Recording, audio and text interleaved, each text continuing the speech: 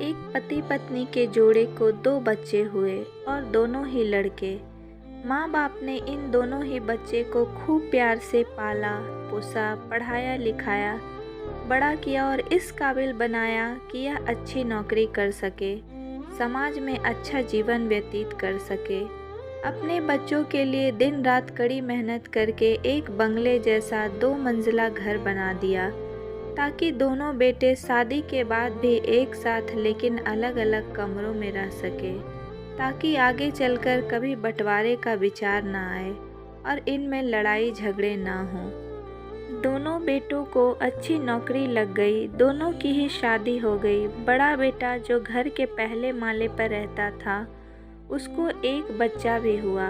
पोते का मुंह देखकर दादा दादी बहुत खुश हुए। सब ठीक चल रहा था, लेकिन थोड़े ही दिनों बाद बूढ़े पति की मौत हो गई।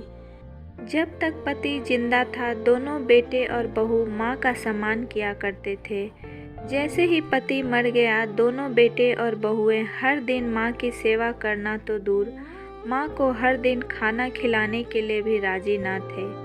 दोनों बेटे और बहुओं ने मीटिंग की और तय किया कि माँ को खिलाने की जिम्मेदारी बांट ली जाए, यानी कि 15 दिन बड़ा बेटा और 15 दिन छोटा बेटा माँ के खाने की जिम्मेदारी लेगा। जिन बेटों को बिना दिन रात देखे भूख ना होते हुए भी और मनचाहा खाना हमेशा खिलाने के लिए जो माँ तैयार रहती थी, अब उसी माँ को बेटे के यहाँ पर दिनों के हिसाब से खाना दिया जाता था।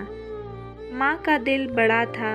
माँ को इस बात की खुशी थी कि वह जैसे भी हो अपने बेटे के साथ रह रही है, और इसी खुशी के कारण बेटे के द्वारा दी गई रूखी सूखी भी उसे किसी पकवान से कम ना लगती।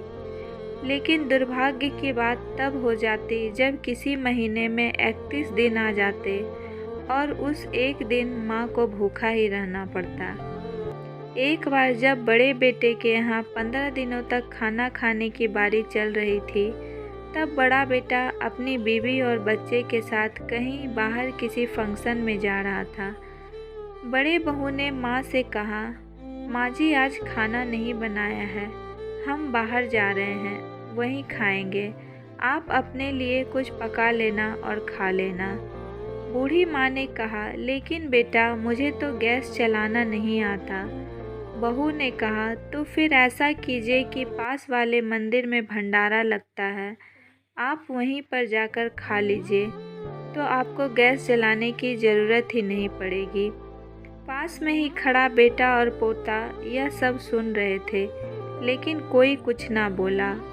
बूढ़ी माँ को भूखा ही छोड़ बेटा और बहू फंक्शन में निकल गए। माँ को थोड़ा दुख तो हुआ, लेकिन फिर अपने आप को यह सोचकर मना लिया, ठीक ही तो है, कभी कभी बहू को भी घर के काम से आराम मिलना चाहिए, और भगवान का भंडारा खाने का सौभाग्य किस्मत वालों को ही मिलता है। माँ खुशी खुशी मंदिर में जाकर भंडारा खा आई। कुछ दिन ऐसे ही बीत गए। एक दिन बड़े बेटे को छुट्टी थी। बेटा और बहू और उनका बच्चा अपने घर में साथ में समय बिता रहे थे। माँ बाप छोटे बच्चे को पूछ रहे थे कि वह बड़ा होकर क्या बनना चाहता है और क्या करना चाहता है। छोटे बच्चे ने बड़े ही सरल भाव में माँ बाप को उत्तर देते हुए कहा, वह बड़े होकर वकील बनना चाहता है। उसकी इच्छा इस घर से भी बड़ा एक घर लेने की है, लेकिन वह घर मंदिर के पास होना चाहिए। माँ बाप ने पूछा, घर के पास मंदिर क्यों होना चाहिए? तब बच्चा माँ बाप से कहता है, घर के पास मंदिर इसलिए होना चाहिए ताकि जब मैं बड़ा होकर किसी फंक्शन में बाहर जाऊं, तो आप दोनों को ज़्यादा तकलीफ़ ना हो। मंदिर नज़दीक रहेगा तो आपको ज़्यादा दूर जाकर भंडारा नहीं खाना पड़ेगा। मासूम बच्चे का ऐसा जवाब सुनकर दोनों के पैर तले ज़मीन खिसक गई। उन्हें अपनी गलती का एहसास अब जाकर हुआ था, जो उनके 5 साल के बेटे ने पहले ही कर लिया था। दुनिया के हर माँ बाप यह सोचकर अपने बच्चों को बड़ा करते हैं कि वह उनके बुढ़ापे की लाठी बनेंगे, ना कि वह लाठी बनकर उनके ही पीठ पर बरसेंगे। कर्म का चक्र निरंतर घूमता रहता है। दोस्तों, आज जो तुम दूसरों के साथ कर रहे हो, आगे चलकर तुम्हारे साथ भी वही होगा।